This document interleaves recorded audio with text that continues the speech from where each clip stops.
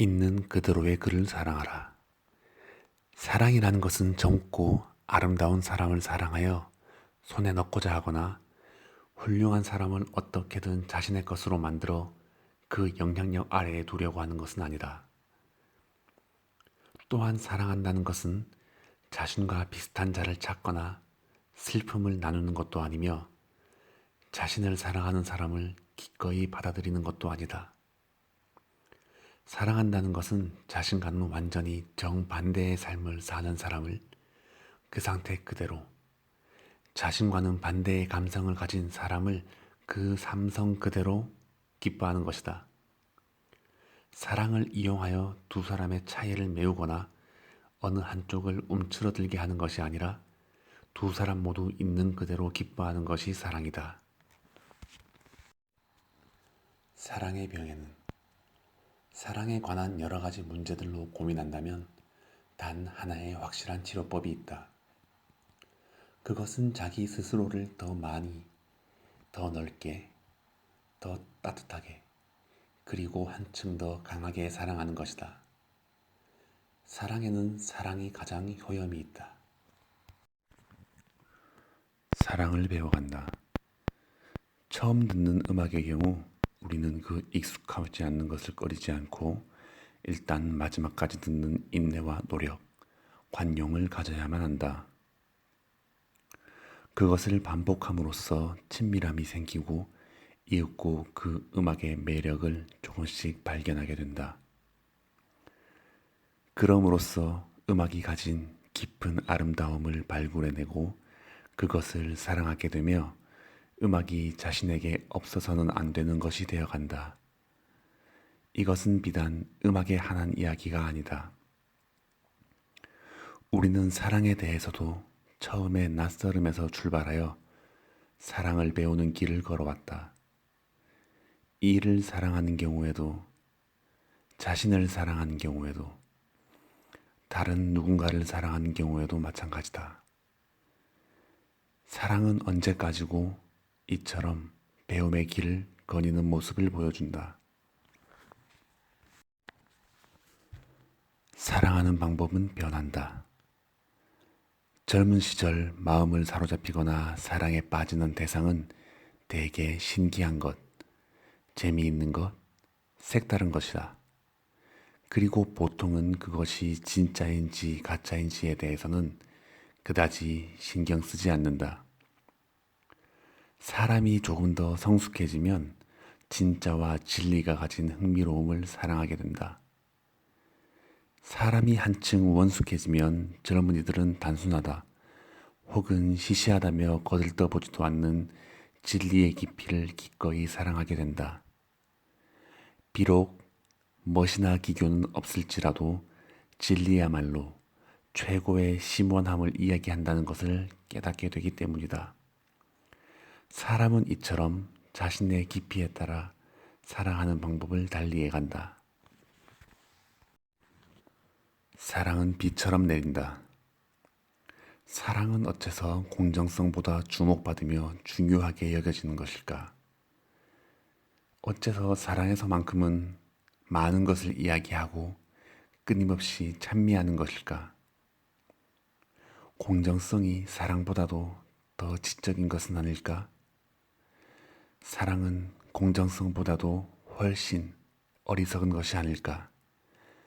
사실 사랑이 그런 어리석은 것이기에 모든 사람에게 기분 좋은 것이다. 사랑은 영원한 꽃다발을 들고 우매할 만큼 아낌없이 사랑하지 않고는 견딜 수 없는 것이다. 그 상대가 누구든 사랑할 가치가 없는 자일지라도 불공정한 인간일지라도 사랑을 주어도 절대 감사 따윈 하지 않을 사람일지라도 비록 선인의 위에도 악인의 위에도 차별하지 않고 내린다. 사랑도 그와 같아서 상대를 선택하지 않고 온몸을 적시고 만다. 사랑의 눈, 그리고 바람. 사랑은 사람 안에 있는 아름다움을 발견하고 그 아름다움을 계속 주시하려는 눈을 가지고 있다. 사랑은 사람을 보다 높은 차원으로 이끌려는 욕구를 가지고 있다. 새롭게 무엇인가를 시작하는 요령, 공부나 교재, 일이나 취미, 독서 등 무엇인가 새로운 일에 맞닥뜨렸을 경우에 현명한 대처 요령은 가장 넓은 사랑을 가지고 맞서는 것이다.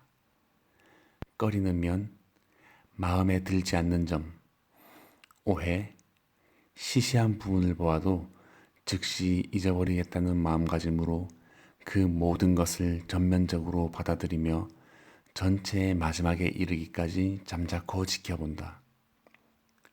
그럼으로써 드디어 거기에 무엇이 있는지, 무엇이 그것의 심장인지 확연히 들여다볼 수 있다. 좋다 혹은 싫다와 같은 감정이나 기분에 치우쳐 도중에 내팽개치지 않고 마지막까지 넓은 사랑을 갖는 것. 이것이 무엇인가를 진정으로 알고자 할 때의 요령이다. 사랑이 효력을 발휘하는 곳. 선악의 피한. 그곳은 선악의 판단이나 도덕을 완전히 초월한 곳이다. 사랑으로 행하는 모든 행위는 그곳에서 일어난다. 따라서 사랑의 행위는 가치 판단과 해석이 전혀 미치지 않는다. 사랑의 성장에 몸을 맞춰라. 성욕에 몸을 맡기는 것은 대단히 위험하다.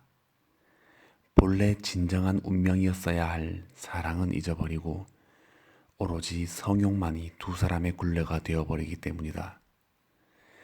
사랑이라는 것은 조금씩 성장해가는 것이다.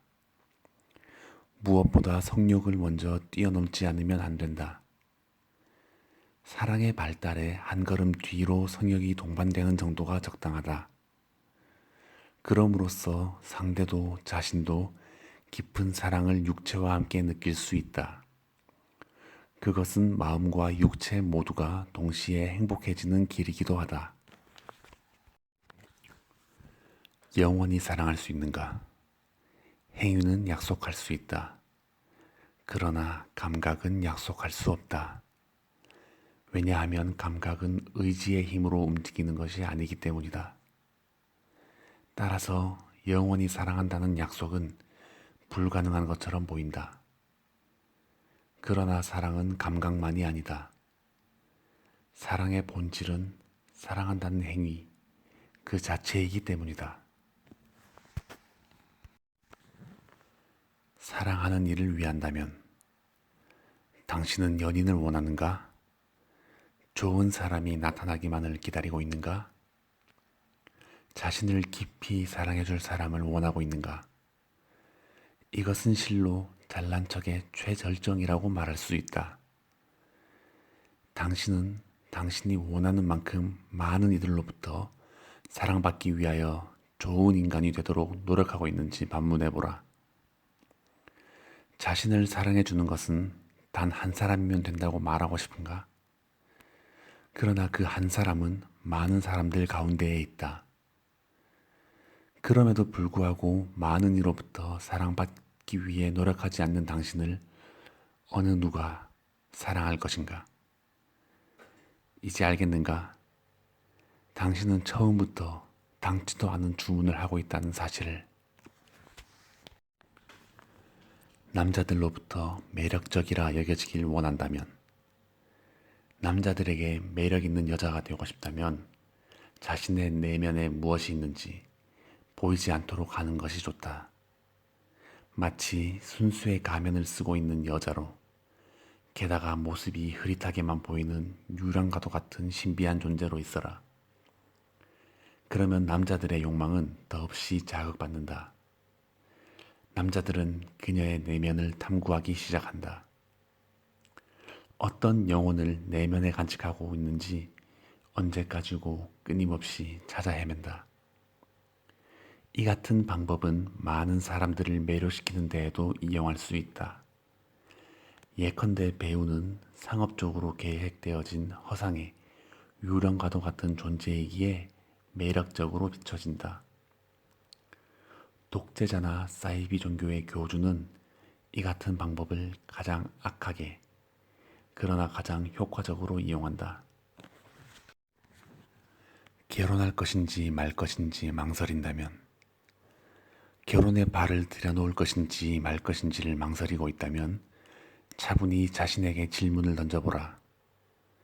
자신은 상대와 80이 되어도 90이 되어도 여전히 즐겁게 이야기를 나눌 수 있을까? 오랜 결혼 생활 동안 많은 일들이 일어난다. 그러나 그것들은 모두 순간적인 것이며 어느 사이엔가 세월 뒤로 흘러간다. 그러나 둘이서 끊임없이 대화를 나누는 일은 결혼 생활의 대부분을 차지하고 노년이 될수록 대화 시간은 길어진다. 보다 많은 사랑을 원하는 오만. 남자와 여자 양쪽 모두 더 많은 사랑을 받아야 하는 것은 자신이라 생각한다면 두 사람 사이에 우스운 싸움이나 성가신 문제들이 일어난다. 결국 두 사람 모두 자신이 더 잘나서 보다 많은 사랑을 받을 가치가 있다는 자만에 빠져 있는 것이다. 여자를 버린 여자. 남자를 매료시키겠다는 것을 망각한 여자는 그만큼 타인을 미워하는 여자가 된다. 사랑은 기쁨의 다리. 사랑이란 자신과 다른 방식으로 느끼며 다르게 살아가는 사람을 이해하고 기뻐하는 것이다. 자신과 닮은 사랑을 사랑하는 것이 아니라 자신과는 대립하여 살고 있는 사람에게 기쁨의 다리를 건네는 것이 사랑이다. 차이를 부정하는 것이 아니라 그 차이를 사랑하는 것이다. 여자의 사랑 속에 간직된 사랑. 여성은 여러 종류의 애정을 가지고 있다. 그리고 그 모든 애정 속에는 반드시 모성애라는 사랑이 포함되어 있다. 사랑과 존경은 동시에 받을 수 없다. 존경이라는 것에는 어느 정도 상대와의 거리가 존재한다. 그것에는 외경이라는 것이 드리워져 있다. 서로 간의 상하 관계가 만들어지고 힘의 차이가 존재한다. 그러나 사랑이라는 것에는 그런 관점이 없다.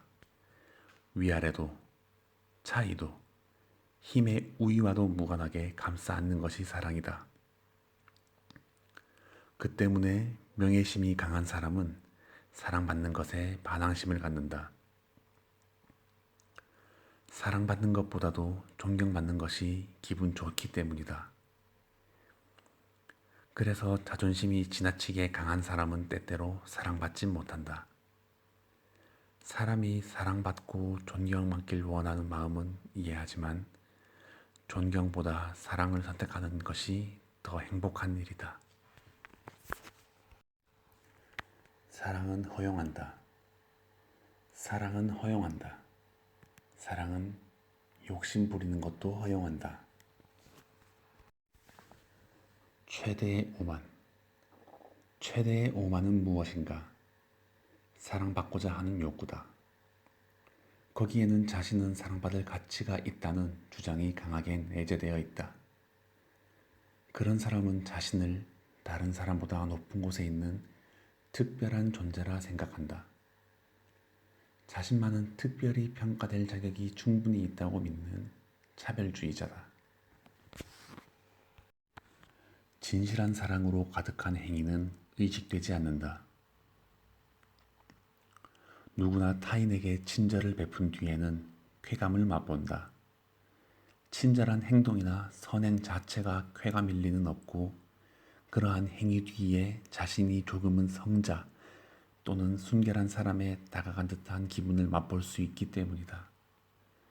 그러나 우리가 일상 속에서 친구나 지인에게 친근하게 대할 때에는 그것 또한 선행이라 의식하지는 않는다. 너무나 자연스럽게 좋은 일을 하고 그 행위에 의해 자신이 순결한 사람이 된 듯한 기분을 맛보는 일도 없다. 바로 그 같은 것이 의식적으로 친절을 행한 행위보다 훨씬 더 진실한 마음과 사랑이 가득한 상위의 것이다. 사랑하는 것을 잊으면 사람은 사랑하는 것을 잊는다. 그렇게 되면 다음에는 자기 안에도 사랑할 가치가 있다는 사실조차 잊고 자신마저 사랑하지 않게 된다. 사랑하는 사람은 성장한다. 누군가를 사랑하게 되면 자신의 결점이나 마음에 들지 않는 부분을 상대에게 들키지 않으려고 처신한다. 이것은 허영심에서 나오는 것이 아니다.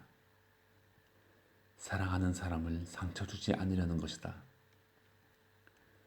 그리고 상대가 언젠가 그것을 알아차리고 혐오감을 갖기 전에 어떻게 해서든 스스로 결점을 고치려고 한다. 이러한 사람은 좋은 인간으로, 어쩌면 신과 비슷한 완전성에 끊임없이 다가가는 인간으로 성장할 수 있다. 사랑하는 사람의 눈에 보이는 것. 타인의 입장에서 보면 어떻게 저런 사람을 사랑할까 하는 의구심이 든다. 특별히 훌륭한 구석도 없고 외모도 아름답지 않고 성격도 특별히 좋지 않은데 라고 생각한다. 그러나 사랑하는 사람의 눈은 완전히 다른 곳에 초점을 맞추고 있다. 사랑은 다른 사람에게는 전혀 보이지 않는 그 사람의 아름답고 고귀한 것을 찾아내고 주시하는 것이다.